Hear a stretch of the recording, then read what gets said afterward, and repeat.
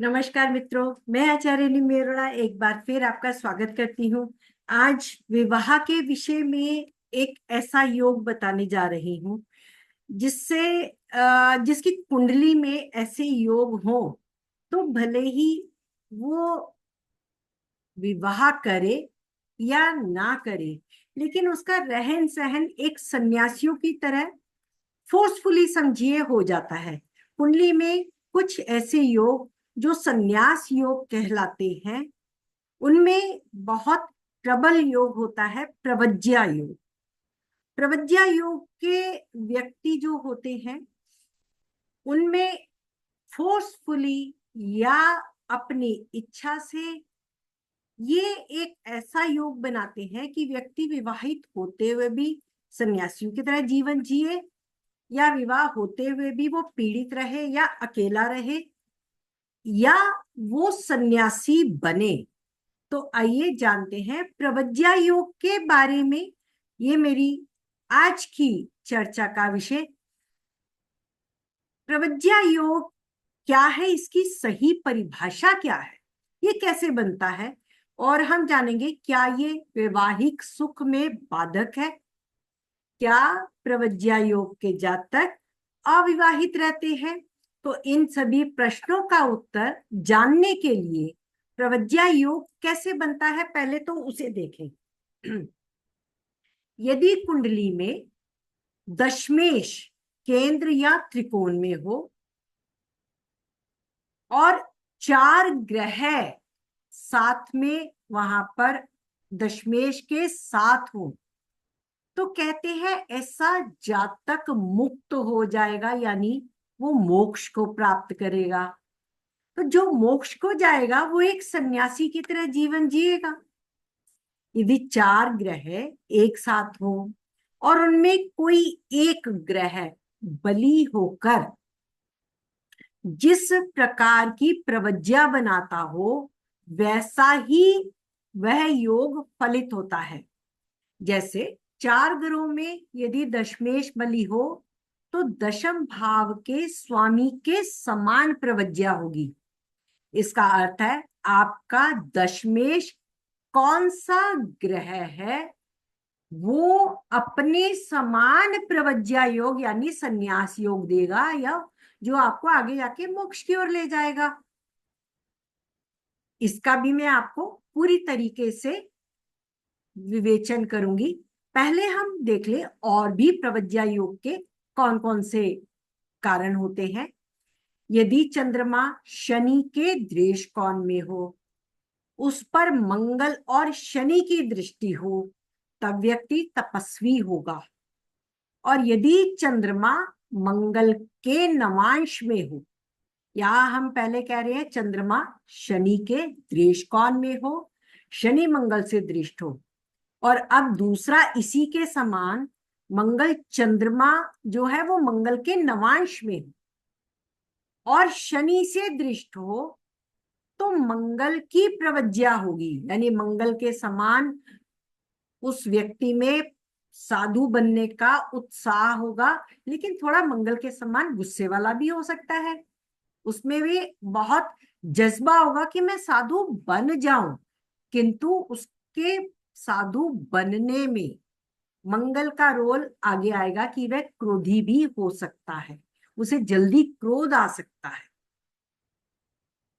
जन्म कुंडली में चंद्रमा की राशि स्वामी को केवल शनि दृष्ट करता, यानी चंद्रमा जिस राशि में बैठा है उसके स्वामी को केवल शनि देखता हो, अन्य कोई ग्रह उसे दृष्ट नहीं करता हो, तो ऐसा व्यक्ति दीक्षा अवश्य लेता है। दीक्षा यानी वो प्रॉपरली संन्यास लेने के कदम की ओर बढ़ के आगे बढ़ के सन्यासी बनने के लिए दीक्षा लेता है, चोला भी धारण करता है, प्रॉपरली वो उसके बनने के लिए अपने सारे नियमों को पूरा करता है। चंद्रमा का राशि स्वामी सूर्य हो तब योगी या दीक्षित बनाता है। ये हमारा यदि 4 ग्रह बली हो और दशमेश उसमें हो तो दशम भाव के स्वामी के समान प्रवज्या होगी। यानी यदि सूर्य दशमेश है तब वो योगी या दीक्षित बनाता है। यदि चंद्रमा स्वराशि का हो और शनि से दृष्ट हो और 4 ग्रहों का संबंध हो तब वो तीर्थ यात्री बनाता है। व्यक्ति अनेक तीर्थ स्थलों पर जाकर स्नान करता है। चंद्रमा मन का कारक है। व्यक्ति को टिक कर बैठकर वह तपस्या करने नहीं देता, वो तीर्थ स्थलों की यात्रा कराए।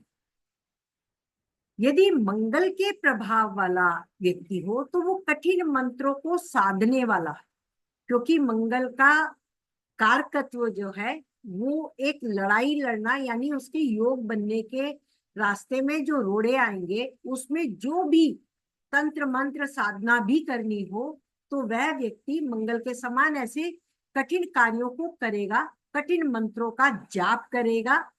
ऐसा व्यक्ति क्रोधी होता है और बाद के जीवन में अकेले जीवन व्यतीत करता है। यदि बुध के समान हो तो ऐसा व्यक्ति वेद उच्चारण तो करता ही है, वह बौद्ध भिक्षु के समान तपस्वी बनता है। बृहस्पति के प्रभाव से वेदों को जानने वाला, यज्ञ हवन इत्यादि करने वाला और ज्ञानियों में श्रेष्ठ होता है। शुक्र के प्रभाव से यदि प्रवज्या योग बनता हो, ऐसा व्यक्ति सन्यासी तो बनता है, वह संसारिक मोह माया को भी त्याग नहीं पाता, संसार के मोह में फंसा रहता है। ऐसे साधु सन्यासी नाच गाकर, भजन मंडली बनाकर जीवन यापन करते हैं। जैसा कि आजकल के हम सन्यासी देखते हैं, कथा वाचन करते हैं और फिर कीर्तन करते हैं और उसमें नाचते गाते भी हैं। तो वो सन्यासी जो पाखंडी भी होते हैं, आजकल बहुत सुनने में आ रहे हैं ऐसे सन्यासी, तो आप देखिए उनके योग कैसे होते हैं, जो आपको शुक्र के समान वाले योग बनाते हैं और आपको सन्यास का चोला ओढ़कर सबके बीच में रखकर नाच गाकर मंडली बनाकर ऐसा योग प्रवज्या योग बनाते हैं। शनि अपने प्रभाव से अकेलापन देता है। अन्य कुप्रभावों अगर शनि हो और कुप्रभाव हो तो वो पतित या पाखंडी भी बना देता है। यदि प्रवज्या योग में दशमेश के साथ शनि का संबंध ना हो या चंद्रमा के साथ संबंध ना हो, लेकिन चंद्रमा पीड़ित हो और प्रवज्या योग भी बन रहा, 4 ग्रह नवमेश दशमेश भी शामिल हो उसमें, तो व्यक्ति फोर्सफुली, जिसको कहते हैं कि वो सन्यासी, यानी आप संसार में रहते हैं, अपने कामकाज करते हैं, धर्म निभाते हैं, कामकाज करते हैं, किंतु संसार में रहते हुए भी सन्यासियों के समान अकेले जीवन व्यतीत करते हैं। ये भी एक प्रवज्या योग का ही के समान एक योग है, जो व्यक्ति को संसार में रहते हुए, वैवाहिक जीवन जीते हुए, विवाहित होते हुए भी अविवाहित जैसा जीवन जीते हुए या विवाह के लिए प्रयास करते हुए भी फोर्सफुली उन्हें विवाह में कष्ट और अकेला जीवन व्यतीत करने पर मजबूर कर देता है। आज मैं व्यूवर्स चार्ट के लिए 2 और चार्ट, व्यूवर्स चार्ट लाई हूं। सबसे पहले लेकिन हम माँ आनंदमाई का चार्ट देखेंगे। इनमें भी क्योंकि यदि 4 ग्रह जिनमें दशमेश भी सम्मिलित हो या केंद्र या त्रिकोण में हो, 3 बली ग्रहों का संबंध उसमें आ जाए या 3 बली ग्रह सुस्थित हो तो संन्यास में सिद्धि भी प्राप्त होती है। ये ऐसा योग है। माँ आनंदमयी का चार्ट देखें, दशमेश बृहस्पति हैं और चंद्रमा के राशीश भी बृहस्पति हैं। हमारा योग था प्रवज्या योग में चंद्रमा के स्वामी को शनि देखे। यहाँ शनि अष्टम भाव में उच्च के हैं, दशम भाव के स्वामी को जो जुपिटर हैं, शनि उनको देख रहे हैं 10वीं दृष्टि से। शनि दशम भाव में बैठे चंद्रमा को भी देख रहे हैं। दशमेश का पंचमेश बृहस्पति से पूर्व जन्म के कर्म से ही ऐसा नाता है कि ये पूर्व जन्म का कोई सन्यासी आया हो जैसे। यहां पर अगर आप देखें, चंद्रमा का राशिश उच्च का, शनि उच्च के शनि होकर गुरु को देख रहे हैं, और शनि का राशिश वो भी उच्च का, और जुपिटर भी अपने घर को लगन को देख रहे हैं, यानी शुक्र भी अपने उच्च के स्वामी से दृष्ट है। उच्चता का लेवल और अच्छा हो गया। और यहाँ पे सूर्य उच्च के हैं, वो भी शनि से दृष्ट है। यहाँ पर 3 ग्रह उच्च के, शनि, गुरु और सूर्य, इन तीनों का संबंध देखें। शनि का संबंध सूर्य से, चंद्र से, दशमेश से, तीनों से बन गया, गुरु से बन गया। तो ये जो 4 ग्रहों से शनि ने संबंध बनाया, बली संबंध बनाया, इन्होंने मां आनंदमयी को एक उच्च श्रेणी की योगिनी सन्यासिनी बनाई। इन्हें मां की उपाधि प्राप्त हुई। पंचम भाव से जो चंद्रमा का संबंध आ गया, इनकी संतान शिष्य के रूप में अनेक रूप, अनेक लाखों अनुयायी। तो ये 4 ग्रहों का संबंध, अच्छा संबंध भी आपको दूर करता है संसार में रहने से। जबकि उच्च के शुक्र बैठे हैं लगन में, लग्नेश स्वयं उच्च के शनि से दृष्टि है, और चंद्रमा पर भी शनि की दृष्टि। इस चार्ट में देखें, ये स्टूडेंट चार्ट है। यहाँ दशमें शुक्र शनि के ही साथ बैठे हैं, लेकिन चंद्रमा का राशिश भी शुक्र है और शनि उसको भी देख रहे हैं। शुक्र यहाँ, मैंने बोला ना, यदि शनि की दृष्टि चंद्रमा पर भी होती तो ये दीक्षा लेने वाले सन्यासी बनते, किंतु यहाँ चंद्रमा नवमेश मंगल के साथ है। यहाँ पर शुक्र और मंगल का दशमेश और नवमेश का परिवर्तन योग भी है।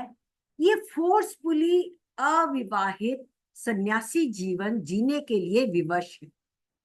फोर्सफुली परिवार के कुछ ऐसे जिसको कहते हैं कि ऐसी घटनाएं घटी, ऐसे समस्याएं आई कि इन्हें अविवाहित रहना पड़ रहा है। ये व्यूवर्स चार्ट है। हमारे लास्ट वीडियो में मैंने जो विवाह के संदर्भ में बनाया था, इनका सवाल है कि इनका विवाह में देरी तो हो रही है, लेकिन विवाह कब होगा, दशा महादशा से कैसे देखें। तो मैं सबसे पहले यहाँ प्रवज्या योग अगर चेक करूं तो आप देखें, दशमेश चंद्रमा स्वयं है और सामने 3 ग्रह बैठे हैं।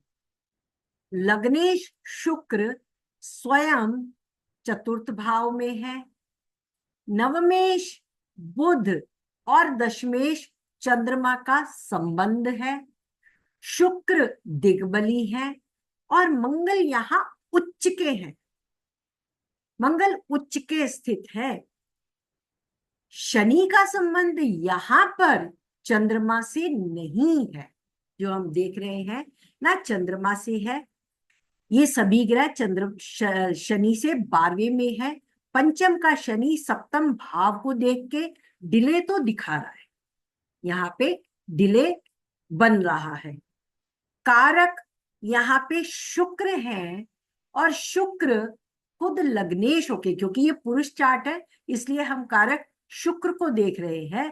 शुक्र वैवाहिक संबंधों का स्वामी यहाँ पर शनि की राशि में है, उच्च के मंगल के साथ है, नपुंसक ग्रह बुध के साथ है, लेकिन बली त्रिकोण और चंद्रमा से दृष्ट होकर प्रवज्या योग, 4 ग्रहों का संबंध नवमेश दशमेश दोनों मिलकर लग्नेश के साथ प्रवज्या योग एक तरीके से बन रहा है। पूर्ण सन्यासी योग यहां नहीं है।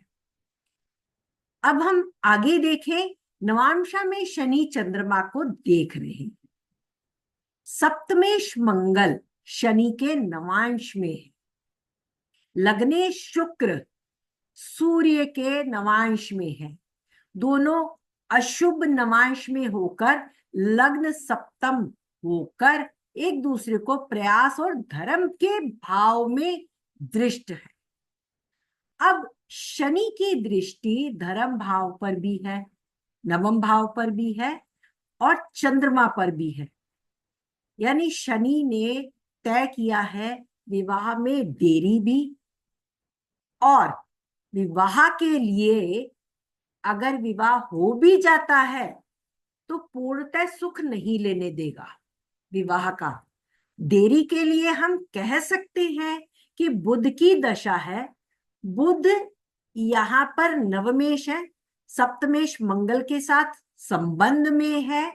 बुध मंगल की दशा दिसंबर 2024 से खत्म हो रही है, यानी बुध राहु की दशा आरंभ होगी यहाँ पे, और राहु यहाँ बुध की राशि में 12th लॉर्ड बुध बनकर राहु वहां बैठे, और यह नवांशा में भी वर्गोत्तम है।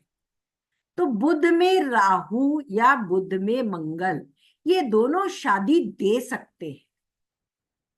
यहाँ पे दोनों ओर से शादी का योग आ रहा है, किंतु मैं फिर से ये बात कहूंगी, ये विवाहित होते हुए भी एक सन्यासी के समान जीवन जीना पड़ेगा, क्योंकि सूर्य यहाँ नीच के हैं। सूर्य और गुरु का संबंध अगर आप देखें यहाँ पे, तो धर्म भाव को देख रहे हैं, सप्तम को देख रहे हैं, सप्तमेश से संबंध नहीं है। गुरु का त्रिकोण के स्वामी सूर्य से संबंध है, तो क्वाइट पॉसिबिलिटी विवाह ये शायद दे दे, किंतु विवाह का अनुभव अच्छा दे ये नहीं कह सकते। तो मित्रों, ये भी एक तरीके से फोर्सफुली संन्यास योग बन जाता है कि आपका विवाह हो तो भी आपको वैवाहिक सुख ना मिले। यह रही हमारी आज की प्रवज्या योग की चर्चा का समाप्त मैं करती हूँ। आपको आगे और वीडियो विवाह के उपलक्ष्य में कैसे कैसी प्रॉब्लम्स आती हैं उनके ऊपर भी मैं आपको दूंगी।